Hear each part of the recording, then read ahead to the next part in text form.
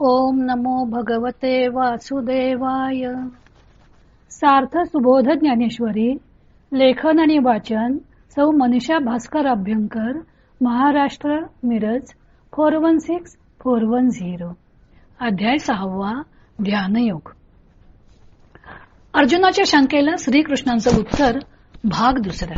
ओव्या आहेत 421 ते 426 आणि गीतेचा श्लोक आहे 36. श्रीकृष्ण अर्जुनाच्या शंकेला उत्तर देत आहेत. मागच्या श्लोकात त्यांनी सांगितलं की समत्व बुद्धी ही मनाच्या चंचलतेमुळे प्राप्त करणे कठीण असले तरी अभ्यास आणि वैराग्य यांच्यामुळे प्राप्त करून घेता येते. तीच गोष्ट या श्लोकात पुन्हा एकदा अन्वय आणि व्यतिरेकाने सांगत आहेत. श्लोक 36. असंयतात्मना योगो दुष्प्राप इति मे मतिः वश्यात्मना तु यतता शक्यो वाप्तुमुपायतः. विरक्ती व अभ्यास यांच्या अभावी ज्यांचे अंतःकरण स्वाधीन नाही त्याला योग प्राप्त होणे अत्यंत कठीण आहे हे मलाही पटते. परंतु ज्याचे अंतःकरण स्वाधीन आहे त्याने वर सांगितलेल्या उपायांनी प्रयत्न केला असता त्याला योग प्राप्त होणे शक्य आहे. एरवी विरक्ती जयासी नाही जे अभ्यासी न रिघती काही तया ना कळे हे आम्हीही न म्हणू काही. एरवी ज्यांना वैराग्य नाही ते केव्हाच अभ्यासात शिरत नाहीत. त्यांना मन आवरत नाही ही गोष्ट आम्हाला कबूल नाही का. परी यमनियमांची या वाटा न वचिजे काही वैराग्याची से न करीजे केवळ विषय जळी ठाकीजे बुडी देऊन.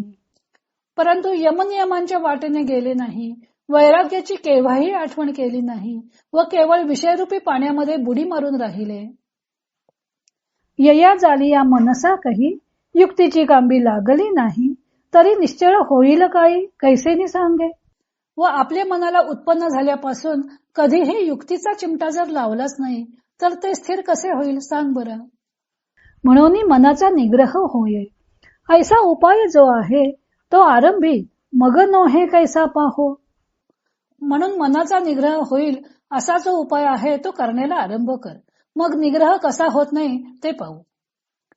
तरी योग साधन जितुके ते अवघेचे काय लटिके परी आपण या अभ्यासू न ठाके हेची म्हण. तरी योग साधन जेवढे आहे ते सर्वच खोटे आहे काय, परंतु आपल्या हातून अभ्यास होत नाही असे म्हण. अंगी योगाचे होय बळ तरी मन केतुले चपळ काय महदादी हे सकळ आपुन आहे. अंगामध्ये योगाचे सामर्थ्य असेल तर त्यापुढे मनाची चपलता ते किती आहे. हे महत्त्ववादी सर्व आपल्या स्वाधीन होणार नाही काय. भगवंत अर्जुनाच्या प्रश्नाचे उत्तर देत आहेत. समत्व बुद्धी ही प्राप्त होण्यासाठी वैराग्य आणि अभ्यास यांची आवश्यकता आहे असे प्रतिपादन मागच्या श्लोकात भगवंतांनी केले. आता ते अन्वय व्यतिरेकाने पुन्हा तीच गोष्ट सांगत आहेत.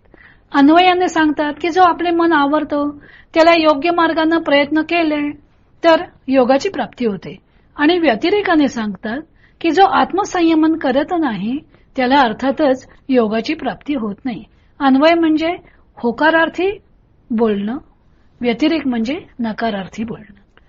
संपूर्ण योग साधन हे मनसंयमनावर अवलंबून आहे. त्यामुळे जो आपले मन आवरत नाही त्याला योग दुर्लभ आहे. अर्थात मन जरी आवरलं, स्ववश केलं तरी योग प्राप्तीसाठी योग्य उपाय केले पाहिजेत. नुसतं मनसंयमन साधलं की योग प्राप्ती झाली असं होत नाही. स्वयंपाक केला तरी प्रत्यक्ष भोजन केल्यावरच पोट भरतं तसंच हे आहे. ज्ञानदेवांनी मागच्या श्लोकात भगवंतांनी सांगितलेली विरक्ती व अभ्यास या दोन मुद्द्यांना धरून या श्लोकाचे विवेचन केलेले आहे. ज्ञानदेव म्हणतात की ज्यांना थोडीही विरक्ती नाही ते अभ्यासाच्या वाटेने जात नाहीत त्यांना हा योग प्राप्त होत नाही. हे आम्हालाही कबूल नाही का. कोणतीही गोष्ट प्राप्त करून घेण्यासाठी अभ्यास म्हणजे प्रयत्न आणि वैराग्य यांची आवश्यकता आहेच. शाळेतील विद्यार्थ्याला यश मिळवायचं असेल तर त्याने टीव्ही वगैरे गोष्टींपासून दूर राहिले पाहिजे, हेच वैराग्य आहे. आणि प्रयत्नपूर्वक अभ्यास केला पाहिजे तरच तो परीक्षेत यशस्वी होईल. तीच गोष्ट योगाची पण आहे. एका बाजूला योगही हवा आणि दुसऱ्या बाजूला भोगही हवा, तर दोन्ही गोष्टी एकदम कशा साधतील. जहा काम है वहा राम नाही. यमनियमांचा अभ्यास न करता केवळ विषयासक्त होऊन राहिले तर योग कसा साधेल. समर्थांचं एक वचन प्रसिद्ध आहे, काखे घेऊन या दारा म्हणे माझा संन्यासी करा. तर ते शक्य होईल का. जन्मापासूनच कधी शिस्त पाळली नाही तर त्यांना योग कसा साधेल, त्यांचे मन कसं निश्चल होईल. म्हणून आधी मनाचा निग्रह करण्याचा जो उपाय सांगितला तो प्रत्यक्ष अंमलात आणायला हवा.